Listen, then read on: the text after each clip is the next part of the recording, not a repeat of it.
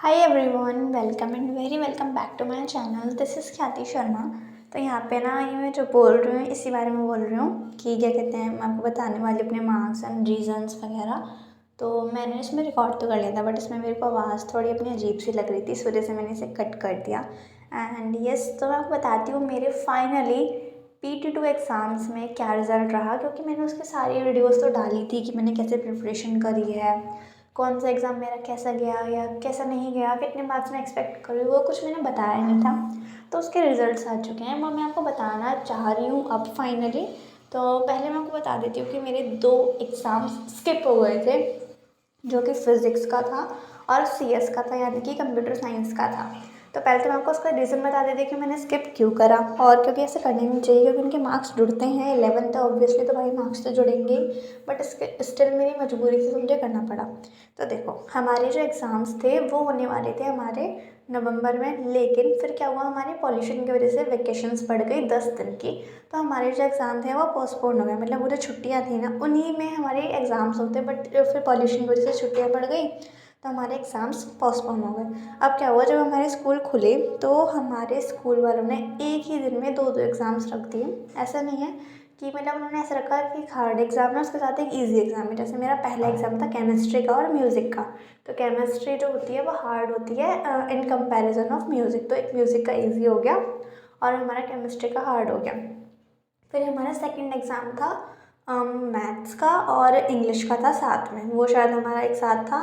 और फिर लास्ट में हमारा था फिज़िक्स का और कंप्यूटर साइंस का, तो वो हमारे साथ में थे।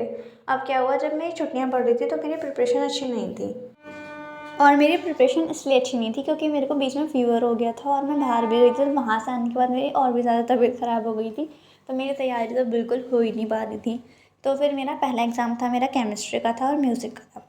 तो भाई उन एग्ज़ाम्स के लिए मैंने, मतलब ऐसा होता है ना, थोड़ा सा नींद वगैरह पूरी नहीं हो पाती, और ऊपर से जब तबीयत ख़राब हो तो अगर नींद पूरी ना हो तो और प्रॉब्लम हो जाती है, बट स्टिल मैंने ऐसे करा और मैं अपना केमिस्ट्री का और म्यूज़िक का एग्ज़ाम देने चली गई। उसके बाद मेरा मैथ्स का और इंग्लिश का था, तो उसके लिए भी ऐसे ही रहा कि मेरी नींद पूरी नहीं हो रही है, मेरी तबीयत भी ख़राब है और मैं एग्ज़ाम देने चली गई। अब मेरे को ना इनकी टेंशन कम थी, मुझे ज़्यादा था फिज़िक्स का डर, क्योंकि मेरे को फिज़िक्स में भाई कुछ भी नहीं आता था लिटरली। एंड मेरे को फिज़िक्स का पेपर देना होता है और साथ में कंप्यूटर साइंस है ना, ऐसा नहीं होता कि बहुत ईजी होता है या फिर बहुत ही ज़्यादा हार्ड होता है, क्योंकि भाई देखो, कंप्यूटर साइंस भी जब ईजी होगा जब आप उसे रेगुलर बेसिस पे पढ़ रहे हो, प्रैक्टिस कर रहे हो, सब कुछ आपको आता है। और फिज़िक्स तो भाई पता ही है कितनी ज़्यादा उसके लिए प्रैक्टिस चाहिए होती है, ऑफ कोर्स भाई उसे अगर रोज़ पढ़ोगे तभी हो पाएगा। तो मेरी क्या थी, इस बार फिज़िक्स में मैंने कुछ भी नहीं पढ़ रखा था और कंप्यूटर साइंस तो मैंने टच भी नहीं करा था, क्योंकि मेरे को टाइम नहीं मिल पा रहा था अपने अदर सब्जेक्ट्स के अलावा, क्योंकि मेरे को टाइम ही नहीं मिल पा रहा। सबसे बड़ी बात थी कि मेरी तबीयत ख़राब थी और दूसरा मैं टाइम मैनेजमेंट नहीं कर पा रही थी। तो फिर क्या हुआ, मेरा एग्ज़ाम है और उस दिन मेरे पास क्या था, हाफ डे था, क्योंकि नेक्स्ट डे मेरा एग्ज़ाम है और आज मैं 3 बजे स्कूल से आ रही हूँ, मुझे तैयारी भी करनी है और मुझे दोनों एग्ज़ाम्स देने भी जाना है। तो मैंने घर आके डिसाइड करा कि मैं थोड़ी देर रेस्ट करूँगी, ऑब्वियसली रेस्ट करना ज़रूरी होता है, तो मैं थोड़ी देर रेस्ट करूँगी और उसके बाद मैं अपनी फ़िज़िक्स की और CS की तैयारी करने लग जाऊँगी। मैंने अपना टाइम टेबल बनाया कि मैंने शूट भी करा था और वो डाला भी था कि मैंने कैसे प्रिपरेशन करी थी फिज़िक्स के लिए, कि मैंने ये करा कि पहले मैं फ़िज़िक्स पढ़ूंगी और फिर सुबह को मैं जल्दी उठ के अपना कंप्यूटर साइंस पढ़ के चली जाऊँगी, क्योंकि मेरे कंप्यूटर साइंस में बस एक यूनिट आनी थी और वो मुझे करनी थी, उसके मतलब मैं कर लेती उससे, तो मेरे को पता था। लेकिन जो मेरे फिज़िक्स के चैप्टर्स थे वो थे मेरे 2 चैप्टर। पहला चैप्टर था मेरा सॉलिड्स वाला और दूसरा था मेरा फ्लूइड्स वाला। देखो, जो सॉलिड्स वाला है वो इतना बड़ा चैप्टर नहीं है, बट उसके जो क्वेश्चंस हैं उनमें इतनी लेंथी कैलकुलेशन है कि एक क्वेश्चन को 15 मिनट लग ही जाता है। और अगर मैं प्रिपरेशन कर रही हूँ एग्ज़ाम के लिए तो ऑब्वियसली मैं ऐसे तो करूँगी नहीं कि चलो कैलकुलेटर का यूज़ करके कैलकुलेशन कर लिया कुछ भी, क्योंकि मुझे पता है अगर मैं ऐसे करूँगी तो एग्ज़ाम में कैसे करूँगी। तो मैंने सबसे पहले अपना सॉलिड्स वाला चैप्टर स्टार्ट करा था करना, और उससे मुझे लिटरली 4 बजे से 8 बजे गए थे करते करते, क्योंकि एक तो उसका थियोरेटिकल भी, उसमें थ्योरी भी आ सकती है और उसमें न्यूमेरिकल भी आ सकता था, तो मुझे वो दोनों करने थे।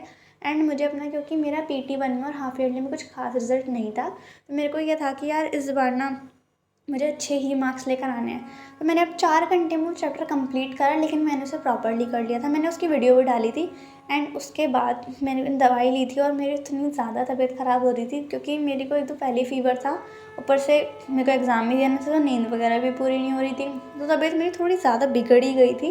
तो उसके बाद भी, लेकिन फिर भी मैंने अपना सॉलिड्स वाला कंप्लीट करा। उसके बाद मैं थोड़ी सी पैनिक हो गई थी, और लेकिन मैंने ये सोचा कि मेरे को चाहे पूरी रात जगना पड़े, लास्ट एग्ज़ाम में अच्छे से करके जाना है और मतलब अच्छे मार्क्स लेकर आना है। उसके बाद मैंने अपना सॉलिड्स वाला कंप्लीट करा, फिर थोड़ा डिनर वगैरह के लिए ब्रेक ले लिया, क्योंकि भाई 4 घंटे पढ़ने के बाद थक जाता है इंसान। तो मैंने थोड़ा सा ब्रेक वगैरह लिया। उसके बाद मैंने फ्रूट्स वाला चैप्टर स्टार्ट कर दिया। फ्रूट्स वाला चैप्टर इतना ज़्यादा लेंथी है, उसके सारे टॉपिक्स इतने सारे टॉपिक्स हैं उसमें कैलकुलेशन वाले क्वेश्चंस भी हैं, उसमें थ्योरी भी है। वो बहुत बड़ा चैप्टर था। मैं सोच के डर रही थी बार बार कि यार 4 घंटे मेरे सॉलिड्स को लग गए थे, ऐसे तो 8 घंटे ही लग जाएंगे। लेकिन फिर भी मैं उसे पढ़ने बैठ गई। मैंने सोचा इसे कंप्लीट करके ही जाना है। मैं पूरी रात लिटरली पढ़ी हूँ उस दिन। मैं उस दिन पढ़ती रही। फिर मैंने अपना सॉलिड्स वाला पढ़ा, फिर मैंने अपना कंप्यूटर साइंस भी पढ़ा, और भाई मुझे रात को 3 या 4 बज चुके थे। उसके बाद मैंने थोड़ी देर रेस्ट करा और मेरी हालत इतनी ज़्यादा ख़राब हो गई कि मुझसे सुबह को आँख ही नहीं खुल रही थी। मतलब मेरी बिल्कुल फीवर था भाई, इतनी वीकनेस आ गई कि मैं एग्ज़ाम देने ही नहीं जा पाई। मतलब मेरी तबीयत इतनी ख़राब हो गई थी कि मम्मी ने मुझे अलाउ नहीं करा कि मैं स्कूल जाऊँ। और वैसे भी अगर मैं स्कूल चली जाती ना तो मैं लिख नहीं पाती। मतलब रात को मैंने इतना ज़्यादा पढ़ लिया, तो सर्दियों के दिन ऊपर से मैं पढ़ रही थी बैठ के, तो मेरी तबीयत बहुत ज़्यादा ख़राब हो गई, जिस वजह से वीकनेस की वजह से बेसिकली मैं स्कूल नहीं जा पाई, क्योंकि मेरे को फ़ीवर ज़्यादा बढ़ गया था। तो मेरे को अलाउ नहीं करा, और अगर मैं चली भी जाती तो मुझे दिक्कत हो जाती।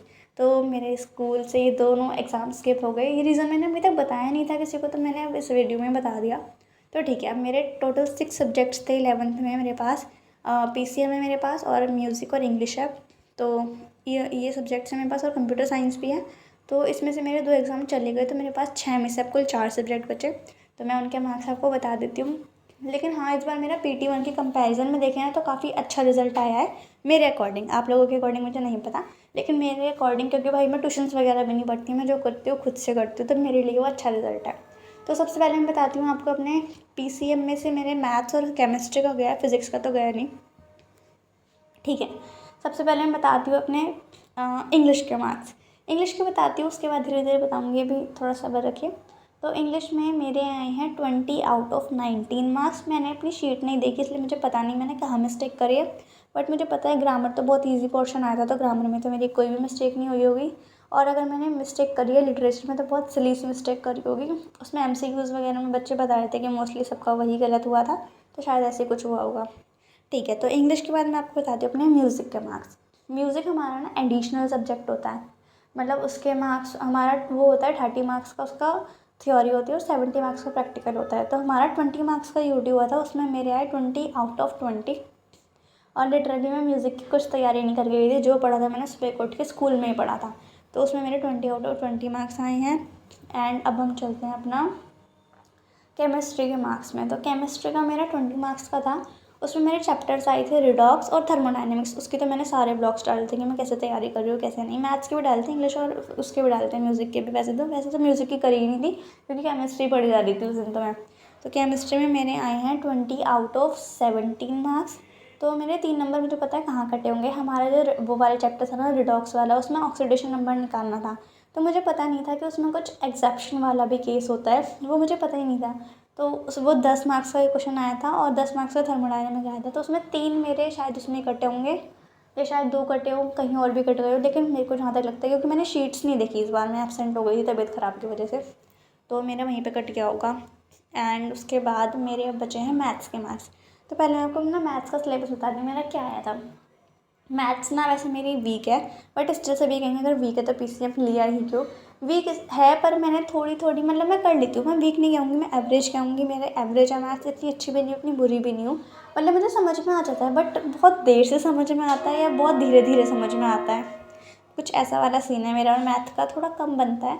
बट स्टिल मैथ्स मेरे को करना अच्छा लगता है। पहले मुझे अच्छा भी नहीं लगता था। पहले मैंने रखा था कि मैं मैथ्स लूँगी नहीं, क्योंकि मुझे अच्छा नहीं लगता था। बट फिर मेरे को PCB में इंटरेस्ट नहीं था, ह्यूमैनिटीज़ मुझे करनी नहीं थी, कॉमर्स मेरे से पढ़ी नहीं जाती, इस वजह से मैंने PCM ले लिया। और अब सच में मुझे वैसे मैथ्स में इंटरेस्ट आ रहा है। तो मैथ्स का मेरे सिलेबस आ रहा था, एक तो मेरे चैप्टर आ रहा था स्ट्रेट लाइन्स, और दूसरा आ रहा था मेरा 3 डायमेंशनल वाला चैप्टर। तो भाई जो स्ट्रेट लाइन्स वाला चैप्टर था वो तो मैंने पढ़ रखा था। पढ़ भी क्या रखा था, मैंने थोड़ा बहुत उसकी NCERT कर रखी थी। NCERT में उसमें 4 एक्सरसाइज थी, और बस मुझे 2 आती थी NCERT की भी, ठीक है। और मैंने वो ऋतिक सर से पढ़ा था, तो मुझे थोड़ा थोड़ा कॉन्फिडेंस था कि चलो मैं कर लूँगी। और जो वो 3 डायमेंशनल वाला चैप्टर था वो मैंने लिटरली बिल्कुल भी नहीं पढ़ा था। जैसे आज रात को मैं मतलब पढ़ रही हूँ स्ट्रेट लाइन्स, और अगले दिन मेरा एग्ज़ाम है, तो मैं सुबह को उठ के उसका 1 शॉट वीडियो देख रही हूँ 3 डायमेंशन वाला चैप्टर का। और लिटरली मेरा मैथ्स का एग्ज़ाम बिल्कुल ऐसा था कि हवा में देकर आ रही हूँ, क्योंकि मेरी प्रिपरेशन ही नहीं थी। मुझे लिटरली ऐसा था कि बस मैं देकर आ रही हूँ, मेरे जो मार्क्स आएंगे ठीक है, मैं बिल्कुल भी अपसेट नहीं होंगी, क्योंकि मेरी तैयारी नहीं हो पा रही थी। एक तो मेरी मैथ्स वीक, ऊपर से मेरी प्रैक्टिस नहीं थी, ऊपर से मेरा सिलेबस कंप्लीट नहीं था। सिलेबस मेरा इसलिए कंप्लीट नहीं था क्योंकि मैं स्कूल ही रेगुलर नहीं जा पा रही थी। अगर मैं स्कूल चली जाती हूँ ना, तो फिर भी मैं थोड़ा बहुत सर के साथ चल के कर ही लेती हूँ। तो स्कूल में जो सर क्वेश्चन करवा रहे हैं लेते हैं वो तो एटलीस्ट मेरे हो ही जाते हैं। लेकिन ना मैं स्कूल जा रही हूँ, ना मैं घर में पढ़ रही हूँ, तो मेरे कहाँ से मार्क्स आते। मार्क्स छोड़ो, मेरा तो सिलेबस ही कंप्लीट नहीं था मैथ्स का, क्योंकि मैंने जो चैप्टर पढ़ रही हूँ स्ट्रेट लाइंस, वो मुझे आधा आता था, और वो चैप्टर मैंने शुरू ही नहीं करा था। वो मैं एग्ज़ाम के सुबह वाले दिन सुबह करके शुरू करके जा रही हूँ। तो मुझे कुछ भी उम्मीद नहीं थी कि मेरे क्या ही मार्क्स आएंगे मुझे, क्योंकि UT1 में मेरी भाई बिल्कुल तैयारी नहीं थी। मेरे साथ पता नहीं 11th में क्या हो रहा है, मेरी तैयारी नहीं हो पाती, सिलेबस ही कंप्लीट नहीं हो पाता, एग्जाम आ जाते हैं। तो UT1 में मेरे इतना गंदा रिजल्ट आया था, तब से मैं बहुत ज़्यादा डिसअपॉइंट हूँ। इनफैक्ट मेरे सर भी मुझसे डिसअपॉइंट हो गए थे कि यार इतने कम मार्क्स आए हैं मेरे। लेकिन मैंने फिर हाफ ईयरली में कम बैक कर लिया, मेरे सेकंड हाईएस्ट मार्क्स आए मैथ्स में। लेकिन इस बार मुझे फिर से था कि सर फिर डिसअपॉइंट हो जाएंगे, क्योंकि फिर से मेरी तैयारी नहीं है और एग्ज़ाम पहले आ गए। तो फिर भी ठीक है, जैसे तैसे मैंने करके एग्ज़ाम देने गई। हमारा क्या था, जब मैथ्स का एग्ज़ाम था उस दिन हमारा एग्ज़ाम पोस्टपोन हो गया था, क्योंकि उस दिन क्या हुआ था, हमारे वो पड़ गए थे, छुट्टी पड़ गई थी, तो मैं बच गई थी। मतलब उस दिन हम लोग स्कूल पहुंच गए थे, बट फिर हम वहाँ से वापस आए थे क्योंकि हमें पता चला कि छुट्टी पड़ चुकी है। तो उस दिन तो मैं बहुत खुश हुई थी, मैंने सोचा था चलो अपना सिलेबस कंप्लीट कर लेंगे। लेकिन फिर वो हो नहीं पाया था। पता नहीं, मेरी तबीयत बहुत ज़्यादा ख़राब चल रही है आजकल। अब तो खैर ठीक है, पहले तो ख़राब चल रही थी, बट फिर वो हो नहीं पाया था। तो चलो ओवरऑल मैं बताती हूँ मेरे फाइनली कितने मार्क्स आए हैं। बहुत अनएक्सपेक्टेड मार्क्स हैं, पता नहीं कैसे आ गए, बट आ गए। शायद मैंने अच्छा ही लिखा होगा, इस वजह से आए थे। वैसे पेपर ईजी भी ईजी था। तो मेरे आए हैं 20/18 मार्क्स। मतलब 17.5 थे, बट वो राउंड ऑफ होकर 18 हो जाते हैं, क्योंकि CBSE की कुछ पॉलिसी वगैरह है। तो यही था मेरा ओवरऑल रिज़ल्ट। अगर मैं दोनों एग्ज़ाम दे देती शायद कुछ परसेंटेज मेरी बूस्टअप हो जाती, बट चलो कोई बात नहीं, अब जो होता है अच्छे के लिए होता है। And yes, that's all for this video. यही मेरे को अपना रीज़न भी बताना था और अपना रिजल्ट भी शेयर करना था, क्योंकि मैं पढ़ाई का तो दिखाती ही रहती हूँ रूटीन वगैरह, बट अपने मार्क्स वगैरह शेयर भी करने चाहिए। अगर आप सब कुछ दिखा रहे हो तो आपको सब कुछ ही बताना चाहिए फिर। तो इसलिए बस इसी पॉइंट को रख के मैंने दिमाग में वीडियो बनाई है। And yes, that's all for this video. And yes, here reminder for you to subscribe my channel, because we are so close to 1K subscribers. तो सब्सक्राइब कर देना, लाइक कर देना, शेयर कर देना। एंड कैंडी क्रश खेलते खेलते मैंने वीडियो शूट करी थी। एक्चुअली मेरे पास ना कोई क्लिप नहीं थी डालने के लिए, तो मैंने ये डाल दी। So thank you and bye bye.